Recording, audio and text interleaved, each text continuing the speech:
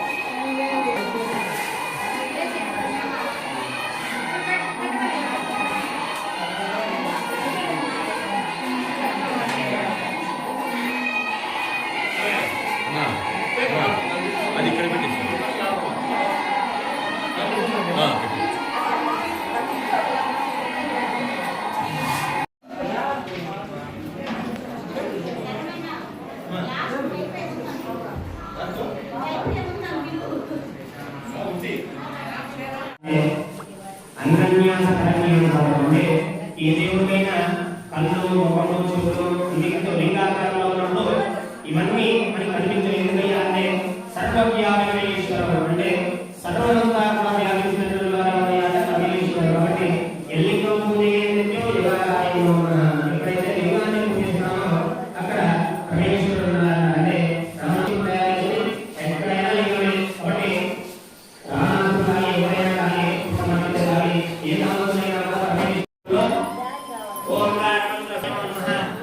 ఓంకార మంత్ర సంయుక్తం, అంటే ఓంకార మంత్రాన్ని సంయుక్తం ఎవరైతే చేస్తారో ఓంకార మంత్ర సంయుక్తం నిత్యం ధ్యాయంతి యోగినః.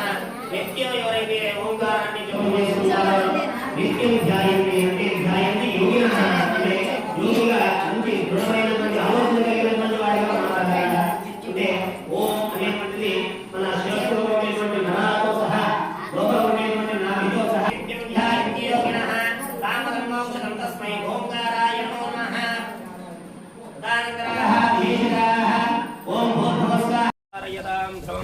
द्रवेण हविषास्मै देवादिपर्वण्ण अयं च ब्रह्माणस्पतिः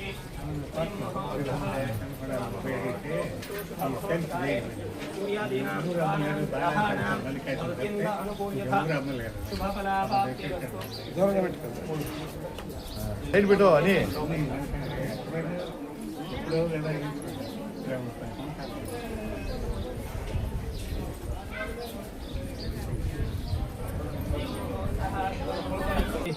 ధ్రువంత ఇంద్రశ్చ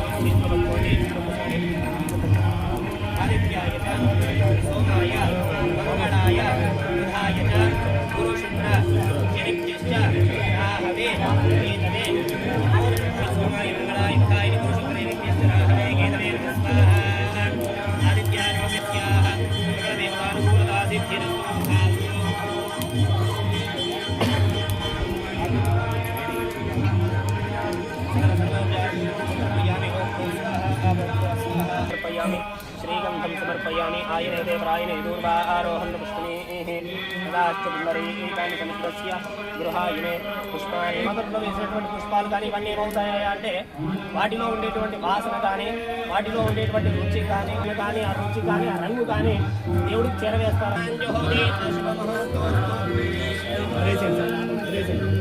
పూర్ణాహుతి పూర్ణః శుభముహూర్తోస్తు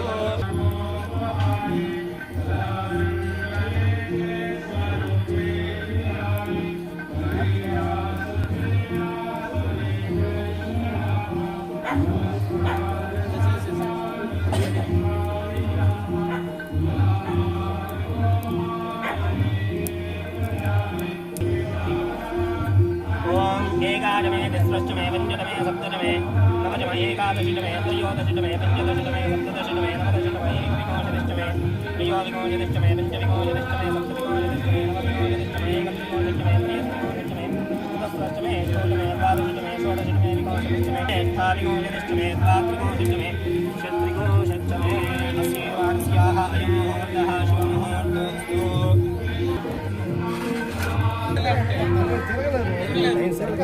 అవును అది మీదేనే లేకుండా కొంచెం తీసుకోండి అయిపోయింది సార్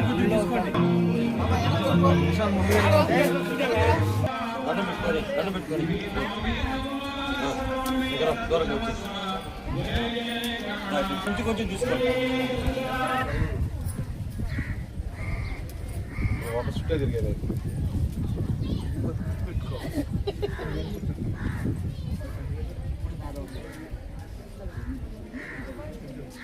కొద్దిగా గ్యాప్ ఇచ్చి తిరిగితే కనుక ఎక్కువ దూరంగా ఫాస్ట్గా మీరు ఎందుకు దండం పెట్టుకోండి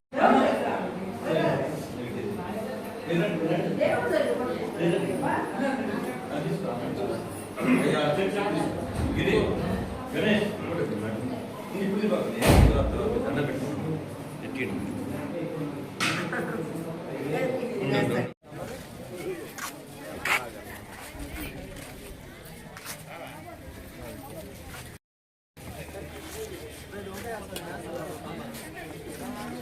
పెట్టుకోండి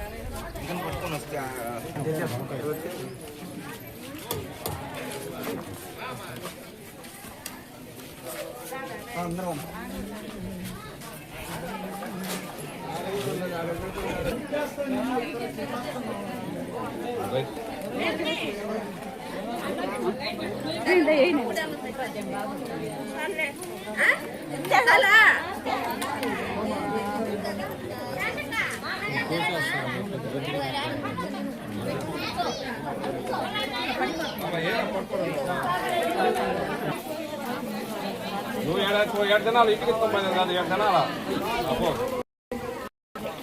7 దినాలు పడుతుంది నీ గ్లాస్ తినేసా పోస్తా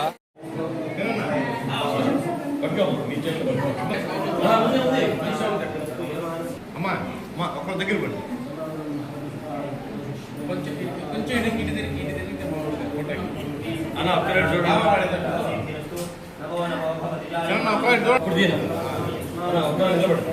దగ్గరికి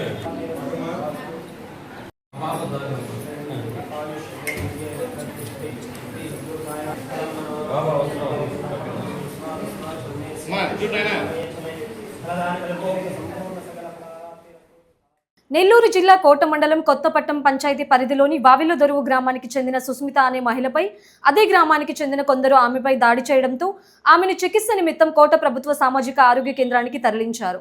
సమాచారం అందుకున్న పోలీసు వారు సంఘటన స్థలానికి చేరుకుని దర్యాప్తు చేపడుతున్నారు. నెల్లూరు జిల్లా కోట మండలం కొత్తపట్నం పంచాయతీ వావిలదొరువు గ్రామానికి చెందిన సుస్మిత అనే మహిళ గత కొద్ది సంవత్సరాలుగా ఆ గ్రామంలో వ్యాపారం చేసుకుంటూ జీవనోపాధి కొనసాగిస్తుంది. అయితే తనతో స్నేహపూర్వకంగా ఉంటూ పాత కక్షలను దృష్టిలో ఉంచుకుని తనపై కత్తితో దాడి చేయడంతో గ్రామస్తుల సహకారంతో చికిత్స నిమిత్తం కోట ప్రభుత్వ సామాజిక ఆరోగ్య కేంద్రానికి తరలించడం జరిగిందని తెలిపారు. బాధితులు ఇచ్చిన ఫిర్యాదు మేరకు కోట పోలీస్ వారు కోట సామాజిక ఆరోగ్య కేంద్రానికి చేరుకుని కేసు నమోదు చేసి దర్యాప్తు చేపడుతున్నారు.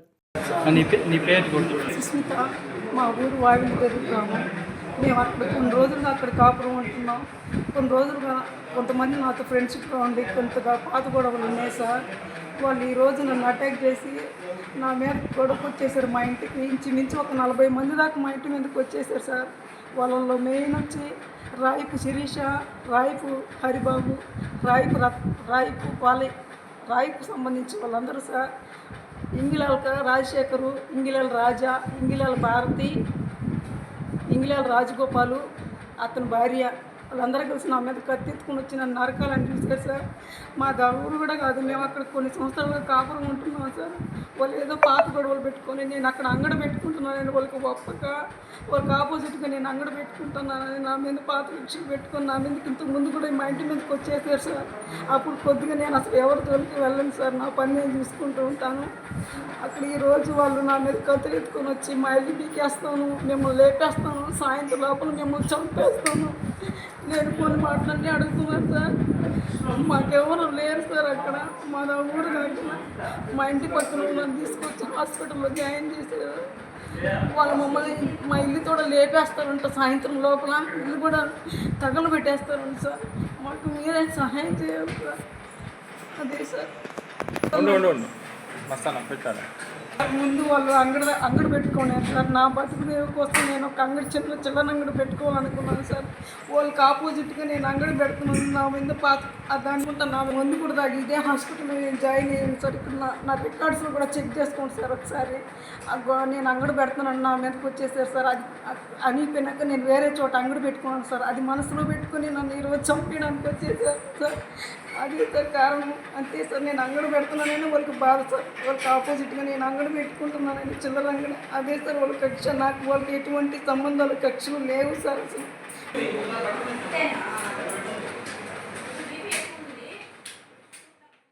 తిరుపతి జిల్లా తడమండలం పెరేవట్టు గ్రామంలో గత నెల 28న సంచలనం సృష్టించిన ప్రభాకరన్ హత్య కేసును పోలీసులు ఛేదించారు.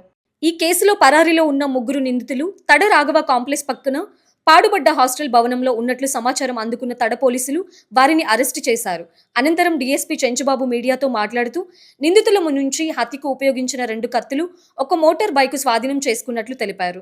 ఫిబ్రవరి 28వ తేదీ సాయంత్రం 4:30 తడమండలంలో పెరియవట్టు గ్రామంలో జరిగినటువంటి ఒక హత్య కేసు సంబంధించి దాంట్లో ప్రభాకరన్ అనేటువంటి వ్యక్తి చనిపోవడం జరిగింది. ఆ నేరంలో పార్టిసిపేట్ చేసినటువంటి ముగ్గురు అదే గ్రామానికి చెందినటువంటి వి దినేష్, వి సతీష్, విఘ్నేష్ అనేటువంటి ముగ్గురు అన్నదమ్ముల్ని ఈరోజు ఉదయం 11 గంటలప్పుడు తడమండలం రాఘవ కాంప్లెక్స్ దగ్గర సుళ్ళూరుపేట సిఐ గారు అరెస్ట్ చేయడం జరిగింది. వాళ్ళు అంతకుముందు ఉన్నటువంటి పాత కక్షలు కొన్ని మనసులో పెట్టుకొని ప్లస్ ఆ రోజు ఉదయం 28వ తేదీ ఉదయం దాబా హోటల్లో జరిగిన చిన్న గొడవకు సంబంధించి మనసులో కక్ష పెట్టుకొని సాయంత్రం 4:30 బైక్లో వెళ్ళేసి వాళ్ళ ముగ్గురిని అటాక్ చేయడం, ప్రభాకర్ని వాళ్ళు కలిసి అటాక్ చేయడం జరిగింది. ఆ కేసులో ఇంకా ఉన్నటువంటి ప్రాథమిక సమాచారాన్ని బట్టి ఇంకా కొత్త సాక్షులను విచారించి ఇంకా ఫర్దర్గా ఎవరైనా ఇన్వాల్వ్మెంట్ ఉందా అనేది దర్యాప్తులో తేలిన దాన్ని బట్టి కేసు ఫైనలైజ్ చేయడం జరుగుతుంది. ఈ అరెస్ట్ అయినటువంటి ముగ్గురు మీద పాత కేసులు ఎలాంటి మన దగ్గర తడకు సంబంధించి సుళ్ళూరుపేట ఏరియాలో కానీ గూడూరు ఏరియాలో కానీ ఎలాంటి కేసులు నమోదైనట్టు రికార్డులు లేవు.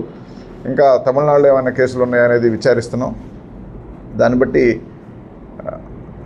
వాళ్ళ మీద తదుపరి రౌడీ షీట్ ఓపెన్ చేయాలా లేదని చర్యలు తీసుకోవడం జరుగుతుంది. ఈ కేసు ఇంకా దర్యాప్తుని సుళ్ళూరుపేట సీఏ గారు ఇంకా చేస్తున్నారు.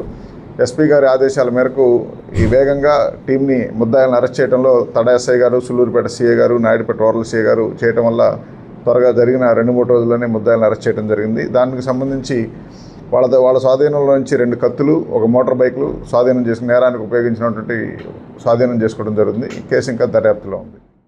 తిరుపతి జిల్లా నాయుడుపేట పట్టణంలోని చంద్రబాబు నాయుడు కాలనీలో ముళ్ల పొదల్లో గుర్తు తెలియని వ్యక్తులు అప్పుడే పుట్టిన పసికందును పడవేసి వెళ్లిన అమానవీయ ఘటన చోటు చేసుకుంది. మంగళవారం అర్ధరాత్రి ముళ్ల పొదల్లో నుండి పసిపాప ఏడుపులు వినిపించడంతో బయటకు వచ్చిన సుజాత అనే మహిళ చుట్టుపక్కల వారిని నిద్రలేపి మహిళ చుట్టుప్రక్కల ప్రాంతాలను గాలించారు. ఓ ముళ్ల పొదల్లో అప్పుడే జన్మించిన పాప బొడ్డు కూడా కత్తిరించకుండా ఉన్న పసికందు ఏడుస్తూ కనిపించింది. దీనితో స్థానికులు రాత్రంతా ఆ పసికందును సంరక్షించి ఉదయాన్నే ఐసీడీఎస్ సిడిపిఓ ఉమామహేశ్వరికి అప్పగించారు. బిడ్డను స్థానిక నాయుడుపేట ప్రభుత్వ ఆసుపత్రిలో చికిత్సలు అందించి అనంతరం తిరుపతిలోని శిశు సంరక్షణశాలకు తరలించనున్నట్లు ఆమె తెలిపారు. ఈ ఘటనపై నాయుడుపేట పోలీసులకు సిడిపిఓ ఫిర్యాదు చేశారు. నిందితులపై కఠిన చర్యలు తీసుకోవాలని కోరారు. అయితే పసికందును స్థానికులు తాము పెంచుకుంటామని అడగగా చట్ట ప్రకారం దత్తత తీసుకోవాలని సూచించారు.